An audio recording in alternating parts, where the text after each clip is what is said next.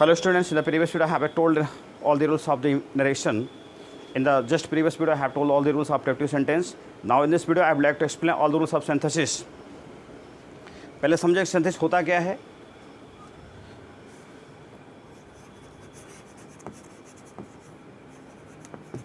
Synthesis में दो या दो से अधिक सिंपल सेंटेंसेस को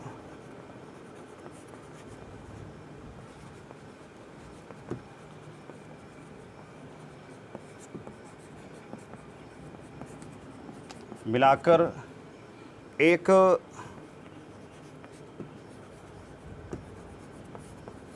simple complex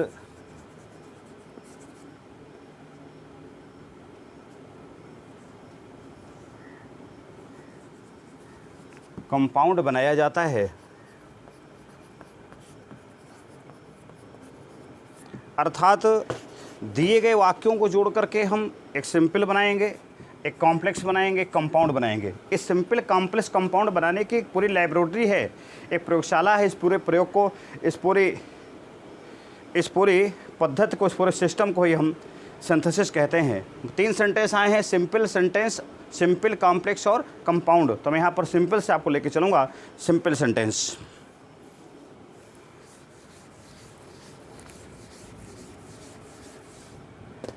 what is simple sentence?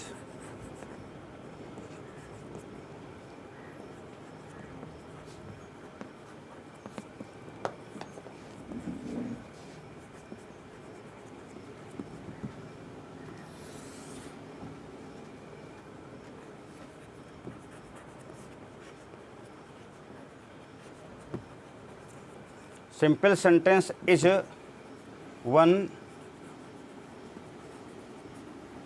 which has a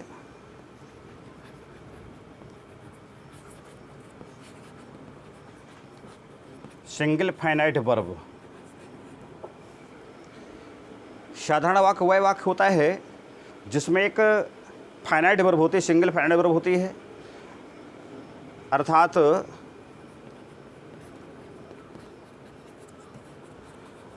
साधारण वाक्य वह वाक्य होता है जिसमें एक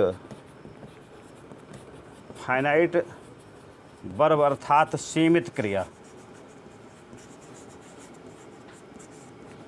एक सीमित क्रिया होती है. आपके मन में एक प्रश्न आ रहा होगा, सीमित क्रिया क्या होती है? तो सीमित क्रिया होती है the verb which comes in sentence just according number of its subject. अर्थात वह क्रिया जो वाक्य में कर्ता के वचन के अनुसार प्रयुक्त होती है उसे हम फाइनाइट वर्ब कहते हैं.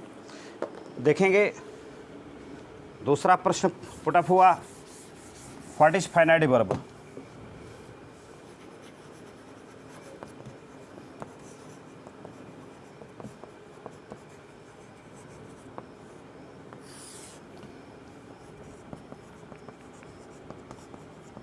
Finite verb is the verb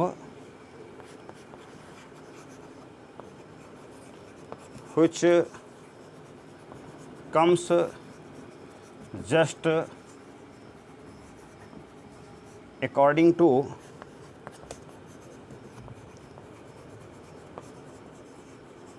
number of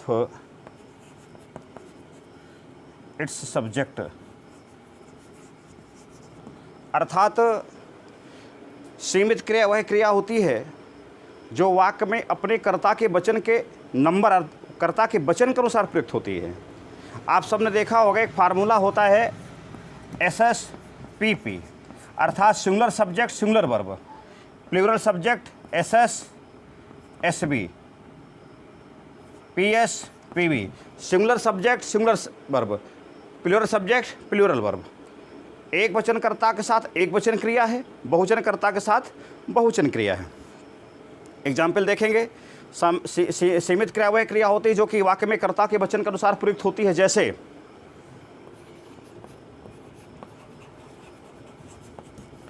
I want to play cricket. She wants to play cricket. यहाँ पर वर्ब वांट वांट्स आप देख सकते हैं स्क्रीन पर, ब्लैक वाइट ग्रीन बोर्ड पर। When subject is I and I is considered plural then verb is want, want is also plural. When subject singular, she is singular, then verb wants is singular. So we can say that when subject is plural verb is plural, when subject is singular then verb is singular. ये आपकी finite verb है, both ये आपकी finite verb हैं।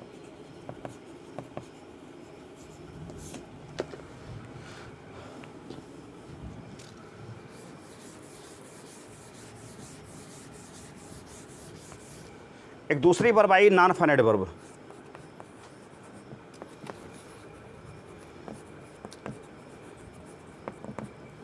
इन हिंदी असीमित क्रिया। The verb which does not have any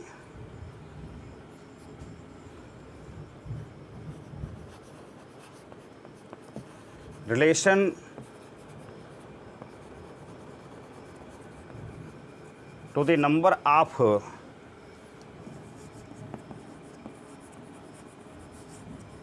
subject is called non finite verb. जैसे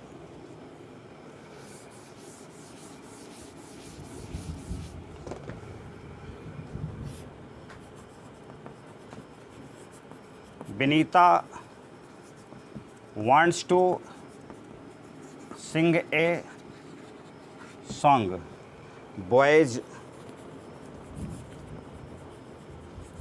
want to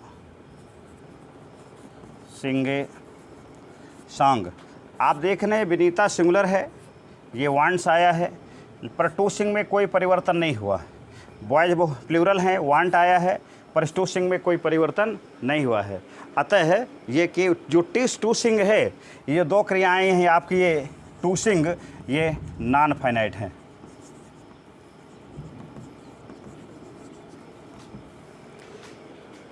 ये पार्ट्स, ये kinds of non finite verb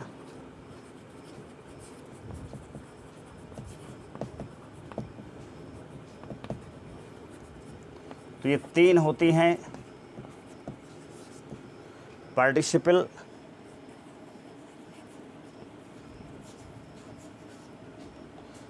infinitive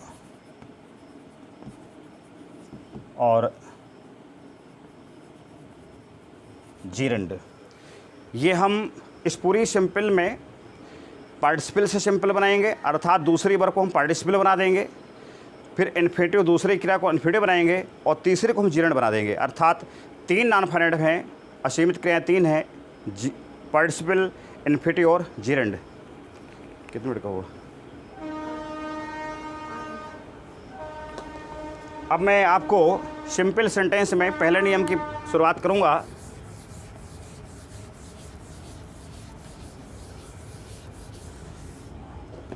participle क्या है?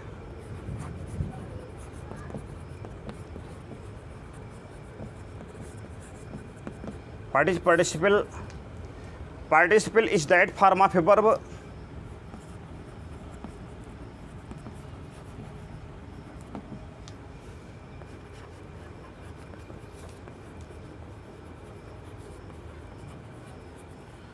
which comes of a verb and behaves like verb and adjective। Participle is that form of verb, किसी भी क्रिया की वह स्वरूप है जो कि वर्ब से बनता है और किसी भी वाक्य में क्रिया और एडजेक्टिव के रूप में काम करता है। ये तीन होते हैं।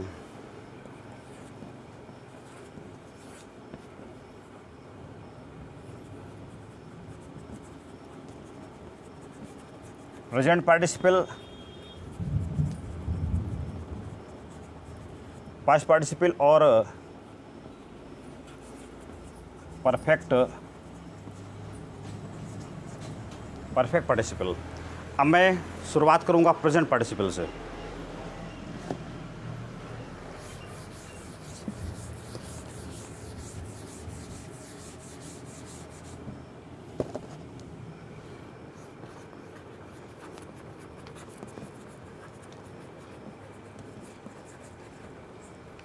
प्रेजेंट पार्टिसिपल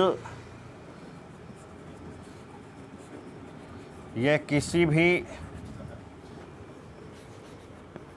क्रिया की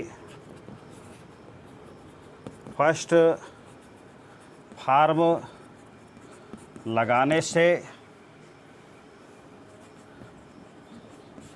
बनता है।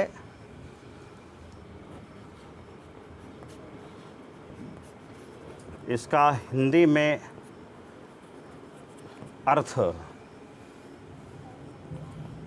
हुए, कर, करके निकलता है। किसी भी क्रिया की वर्ब की फर्स्ट फॉर्म एनजी लगाने से बनता है। इसका हिंदी में अर्थ हुए, कर, करके निकलता है। प्रश्न उठता है इसके प्रयोग से हम वाक्य सिंपल कब बनाते हैं। इसके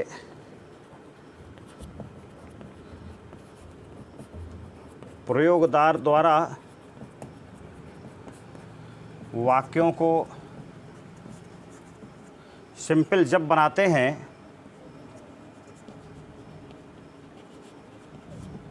जब दोनों वाक्यों की क्रिया में कारण और परिणाम का बोध हो, तो कारण बताने वाली क्रिया को हम प्रेजेंट पार्टिसिपल में बदल देते हैं। जैसे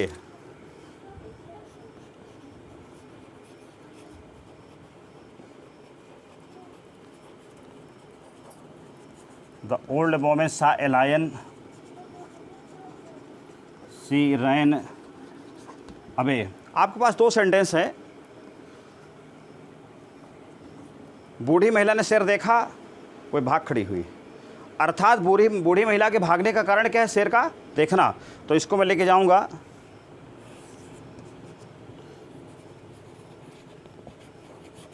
सीइंग ए लायन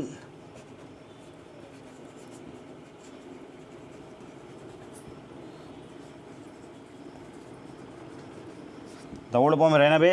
ये आपका प्रेजेंट पार्टिसिपल है। एक चीज़ और सोच लीजिए, यहाँ पर दोनों ही वाक्यों के सब्जेक्ट एक हैं, चाहे वही द ओल्ड वोमेन है वही सी है। जब सब्जेक्ट एक होते हैं तभी प्रेजेंट पार्टिसिपल या पार्टिसिपल के माध्यम से वाक्यों को हम सिंपल बनाते हैं। सब्जेक्ट एक नहीं है तो फिर पार्टिसिपल के माध्यम से कोई वाक्य सिंपल नहीं बन सकता है। ये बिल्कुल दिमाग में रखने योग्य बात है। अब मैं थोड़ा सा एक दूसरा नियम बताऊँगा।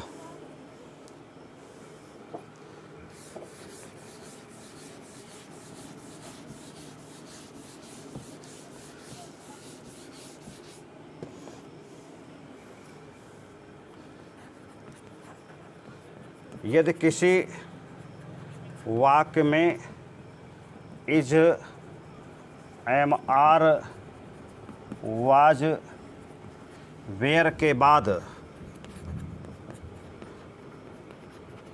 कोई नाउन या एडजेक्टिव हो तो इन्हें बीइंग में बदल देते हैं। जैसे द टाइगर वाज हंग्री,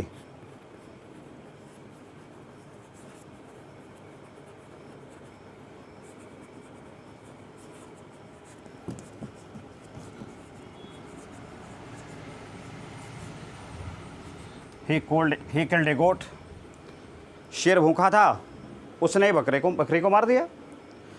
तो ये आपका एडजेक्टिव है। क्या है ये? एडजेक्टिव। सीधा जाएगा बीइंग में। बीइंग हंग्री ये आपका प्रोनाउन है, ये आपका नाउन है। टाइगर यहाँ आएगा।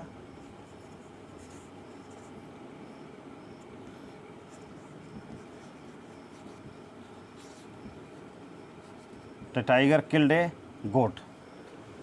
अब एक बहुत छोटा सा नियम नोट है, यदि किसी वाक्य में पार्टिसिपल ऑब्जेक्ट से संबंध रखे, पार्टिसिपल का संबंध जो है ऑब्जेक्ट से हो, तो यह ऑब्जेक्ट के बाद प्रयुक्त होता है। जैसे Ram saw a man, he was smoking